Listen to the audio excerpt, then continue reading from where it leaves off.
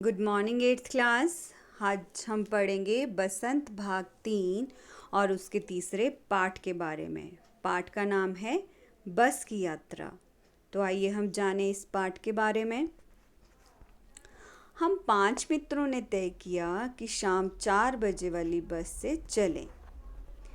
पन्ना से इस कंपनी की बस सतना के लिए घंटे भर बाद मिलती है, जो जबलपुर ट्रेन से मिला देती है। सुबह घर पहुंच जाएंगे। हम में से 2 को सुबह काम पर हाजिर होना था, इसीलिए वापसी का यही रास्ता अपनाना जरूरी था। लोगों ने सलाह दी कि समझदार आदमी इस शाम वाली बस से सफ़र नहीं करते।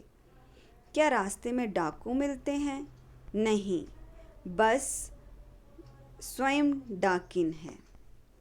बस को देखा तो श्रद्धा का भाव उमड़ पड़ा।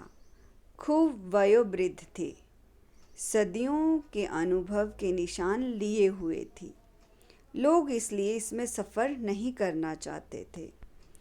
वृद्धावस्था में इसे कष्ट होगा। ये बस पूजा की योग्य थी। इस पे सवार कैसे हुआ जा सकता है। बस कंपनी के हिस्सेदार भी इसी बस में जा रहे थे। हमने पूछा, ये बस चलती भी है? वे बोले, चलती क्यों नहीं जी, अभी चलेगी। हमने कहा, वही तो हम देखना चाहते हैं, अपने आप चलती है या कोई और चलाता है? हाँ जी हाँ, हिस्सेदार ने कहा, इसे चलाया जाता है।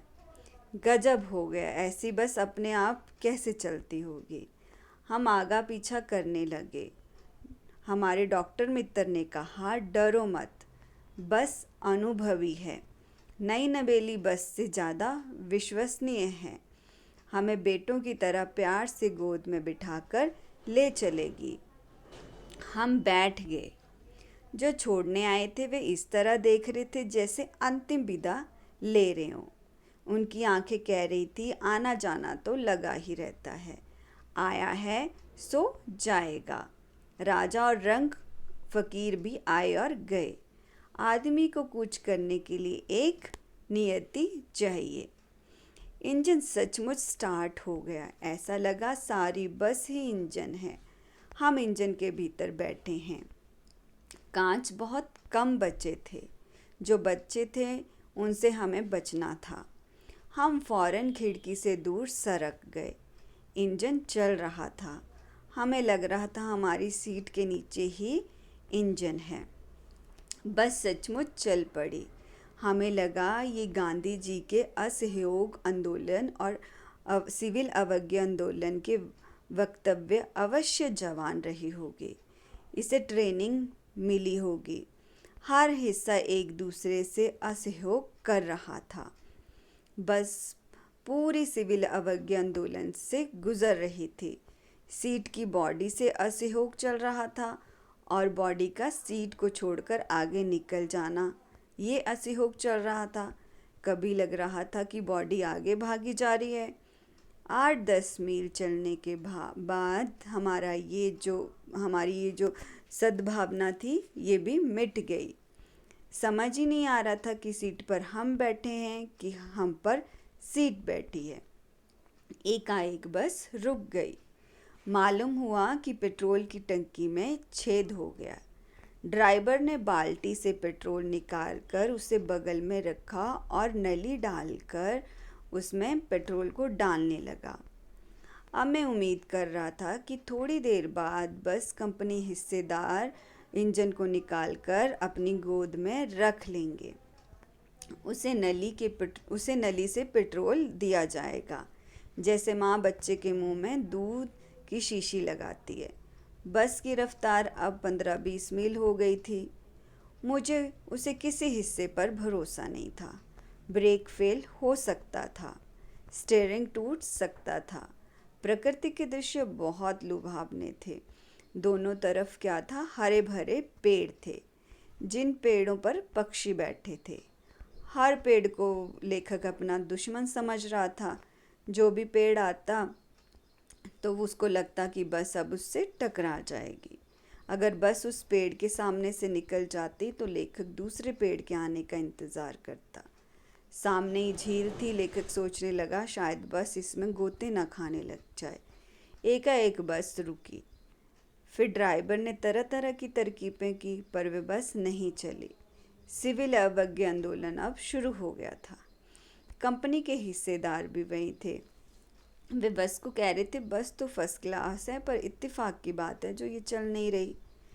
चांदनी रात में वृक्षों की छाया के नीचे बस बड़ी दयनीय लग रही थी। जैसे लग रहा था कोई वृद्धा थकी हुई वहाँ पर बैठकर आराम कर रही हो।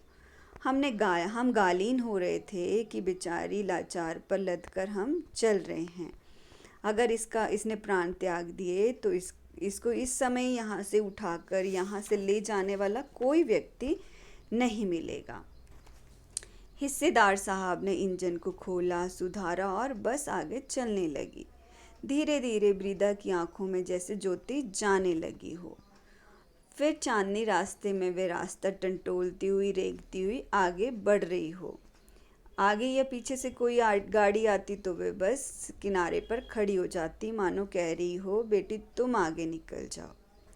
एक पुलिया के ऊपर पहुंचे थे कि एक टायर फिस करके बैठ गया। वे बहुत ज़ोर से बस हिली और थम गई। अगर स्पीड में होती तो उछलकर गिर जाती। मैंने उस कंपनी के हिस्सेदार की तरफ बड़ी ही श्रद्धा की नज़र से देखा। उसकी दोनों टायर की हालत जो थी वो बहुत बुरी थी। फिर मानो वे हथेली पर अपनी जान लेकर बस हिस्सेदार जो है वो सफ़र कर रहे हो और उनके अंदर जो है कैसी भावना हो, साहस और बलिदान की भावना हो। किसी क्रांतिकारी आंदोलन के मानो वो नेता हों। अगर बस नाले में गिर पड़ती तो हम सब मर जाते और फिर हमारा बाहें पसार कोई इंतज़ार कर रहा होता। दूसरा घिसा हुआ टायर लगाकर बस फिर चली। अब हमें वक्त पर पहुंचने की उम्मीद हम सब ने छोड़ दी। पन्ना कभी भी ना पहुंचने की उम्मीद, यहाँ तक हमने ये भी छोड़ दी। पन्ना कहाँ है, कहीं भी है, हमने ये सब कुछ भुला दिया और हमें लगा कि पूरी ज़िंदगी हमें इस बस में गुजारनी है और यहीं से सीधे परलोक को जाना है। इस पृथ्वी पर हमारी कोई और मंजिल नहीं है। हमारी बेताबी ख़त्म हो चुकी थी। हम अब बड़े इत्मीनान से इसमें बैठे हुए थे, मानो जैसे घर में बैठे हो। हमारी चिंता जो वो जाती रही और सभी का हंसी मजाक जो है वो चालू हो गया। बच्चों, ये जो कहानी है ये हरिशंकर परसाई ने लिखी है। धन्यवाद।